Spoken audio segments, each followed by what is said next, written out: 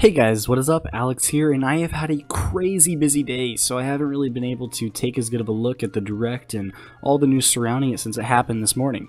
By the way, shout out to anyone who dropped by the stream this morning. I know it lagged a bit, but I'm going to work on getting a better PC soon so I can stream with it.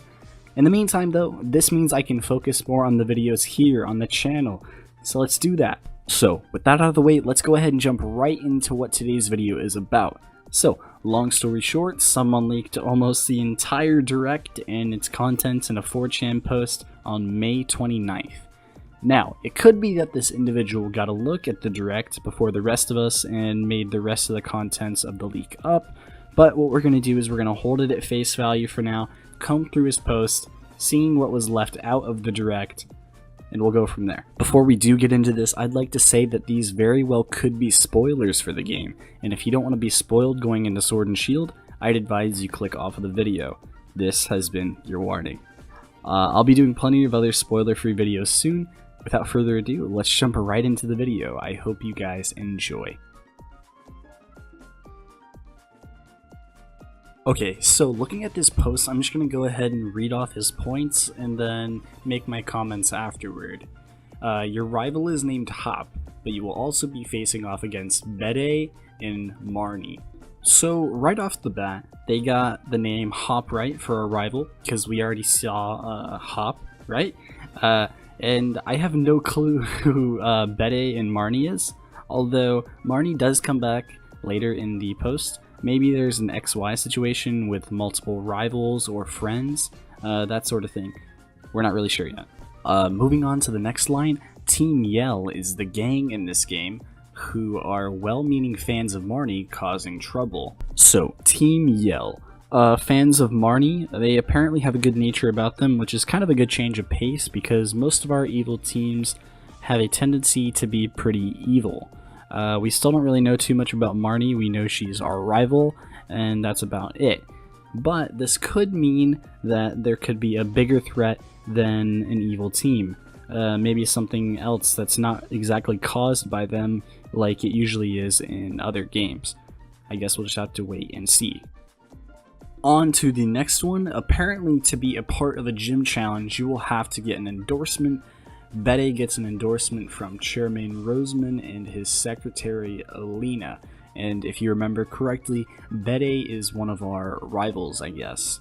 Maybe some of the people we get endorsements from are prominent people in the Galar region, like the champion, or mayors, or chairman, like it says right there. Or it could be prominent people in their respective towns, like the places that you're doing the gym battles in. It's always fun to speculate on these sort of things. We don't even really know if this is true or not, but it sounds like it could be a fun idea. Eternatus is the evil legendary. The other legendary will be a wolf, who will either have a shield main or hold a sword, like the Great Wolf Sith. Don't recall its name. Now, of course, in this he is talking about the wolf legendaries that we saw today, Zacian and Zamazenta towards the end of the trailer. Eternatus is the evil legendary, sort of like your Garatina or your Necrozma, that sort of thing. Zygarde, I don't really know if he's evil, but you get the gist. That could be what was going to attack them towards the end of the reveal. I'll put some pictures up on the screen right now so you can see. But yeah, I think that's what's going to happen. I think we might get an extended version of the trailer later. Who knows? I think that'd be really cool if we could see the rest of the animation play out. On to the next one. Dynamaxing and Gigantamaxing are new dynamics that will supersize Pokemon in specific areas. Gigantamaxing is different from Dynamax as it changes what the Pokemon looks like. Meowth looks like a long cat. Lapras gets layers like musical bars to its shell and musical notes. Pikachu looks like a retro fat Pikachu. That's sort of interesting, yeah? So as we know from the trailer, Dynamaxing and Gigantamaxing, I guess, are the new battle gimmick that can be used in probably only gyms in League battles. Gigantamaxing apparently gives new forms to Meowth, Lapras, and Pikachu, which are all coincidentally Gen 1 Pokemon. Sonya is Leon's former rival who is researching the Dynamax phenomenon at the behest of her grandmother and professor of the game, which we now know is Professor Magnolia. So that is a pretty cool little tidbit. I actually kind of hope this is true so we can get some more information about Leon. He seems like he's going to play a pretty important role in the story. Okay, so I really like this one actually. Some Pokemon, like Farfetch'd, will get regional evolutions, like Surfetch'd. Meowth looks like a ball of spiky gray fur, which is pretty cool. But as we both know, Meowth and Farfetch'd are Gen 1 Pokemon. So this could be meaning something. I don't know why we would get Gen 1 Pokemon new evolutions right after basically 2 generations in a row. We got Gen 1 Alola forms, and then we also got a Gen 1 remake with Pokemon Let's Go Pikachu and Eevee. But it's interesting nonetheless. This next one's actually pretty cool. So Squobet and Greedent are chipmunk Pokemon who will hide in berry trees and attack randomly if you shake for too many berries. If they do attack, you lose half the berries that dropped. So that's pretty interesting. It's kind of like in Pokemon Sun and Moon, Ultra Sun and Moon, where Pokemon would jump out of the trees and attack you, like Fearows. I'll have a picture on screen right now to remind you maybe. I think it's cool that they bring that back. It's definitely a funny little idea. Okay, so we get some really interesting information here about our gym leaders. So the 4th gym is our first fairy type gym, led by an actress named Opal. Milo, Nessa, and Kaboo are the first 3. Or the first ones, but 3 is what he means. But as we know, Milo is our grass type gym leader, and Nessa might be water type, hence Loch Ness Monster. Kaboo, I have really no idea, maybe dark or ghost type, I guess. I'm not really sure about that one.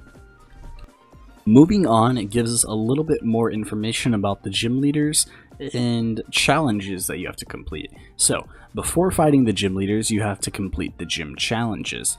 Milo has you herding sheep Pokemon named Wooloo, but Pamper, electric corgi Pokemon will startle them and send them rolling elsewhere. Nessa has you running through a maze where water blocks the way, and Kaboo requires you to catch Pokemon and get 5 points, but you have to be in a party battle with another trainer who's also trying to catch it. Kinda sounds like the raid thing.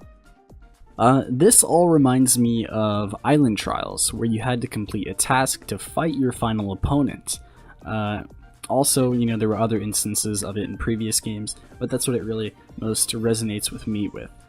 Nessa's challenge backs up the speculation that she might be a water type, with the water maze and all that. So for this next part, he kinda nailed it right on the head for what we saw in the direct, but his English is a little bit broken, so I'll try my best. He says, while there is a transit system, you will have to go through the wild area at times, an open world biome that has a weather system and little pockets where wild Pokemon Dynamax and have to be beaten in a 4-person raid. You will randomly see nearby players and interact with them to get their league cards and items. So with this, it kinda sounds like there's going to be little pockets where you can meet up with players and do these Dynamax raids where you fight the Pokemon and then you of course have a chance to catch it, like it said in the direct. But this guy, he really gets it pretty much spot on for what we saw today with the wild Pokemon. And also on top of that, we do have the free camera, which is kind of nice. So this next part is really exciting for me because I really like doing like the whole petting Pokemon thing and Poffins and that sort of thing that we've had in the past previous games. But camping is how you play with your Pokemon now. You'll get 2 toys, a feather toy and a toy Pokeball, which can raise friendship. You can make curry, which will raise stats and friendliness of your Pokemon. That's pretty cool. He then goes on to explain that Pokemon will not walk beside you in the overworld map, they will not follow you, or anything of that nature like we had in Soul Silver, Heart Gold, and in Pokemon Let's Go Pikachu and Eevee, which is kind of a disappointment because, everyone loves that feature, I love that feature. It adds a degree of personalization to Pokemon, so that's too bad. Moving on, he talks a bit about our starters and information about them. Scorbunny will have fighting moves, but is pure fighter. It becomes Raboot, but I don't remember the final evolution, except that it looks like a fighter. It looks humanoid. He probably meant to say that it's a pure fire type, but it's definitely great that it gets some fighting moves. They showed it getting double kick in the direct, which is really awesome. Moving on to Sobble. Sobble becomes Sizzle, and then Inteleon, a chameleon with a spy theme. I really don't have much to say about this one. It's definitely a cool little idea that they have. I support it. And moving on to Grookey. Grookey will end up as a giant gorilla that beats a wooden drum to attack, which is kind of what everyone speculated. Sounds cool with me. Team Grookey all the way. And that concludes it for the post. What he says at the end is, "There's a lot I'm missing, but I wasn't planning on leaking until now. I'm angry and upset, and while I liked what I saw, I didn't get too far. The best Pokemon so far is the blue seagull, who when it dies, either gets a Barracuda in its mouth or a Pikachu, which it launches at its enemy." I gotta say, that does sound pretty cool. There's definitely a lot to take in here, and I genuinely think that this has a pretty good chance of being real. I don't see any posts explaining who he is or how he got this information, but he nailed the direct pretty well. Do you guys think this is real, or just someone who saw the direct early and is adding on information that's not real? Let me know down in the comments. Let's have a discussion about it. I got lots of amazing comments on my last video. I love talking to you guys, so just feel free to drop in and say hello. Also, thank you for helping me reach 400 subs the other day. I really appreciate it, guys. It's so awesome. I'm still thinking of something cool to give away, but I'll do one closer to 500 subs. If you enjoyed, leave a like. It helps YouTube know that my video isn't just random spam. Whoever you are, wherever you are, I hope you have a fantastic day, and I will catch you all later.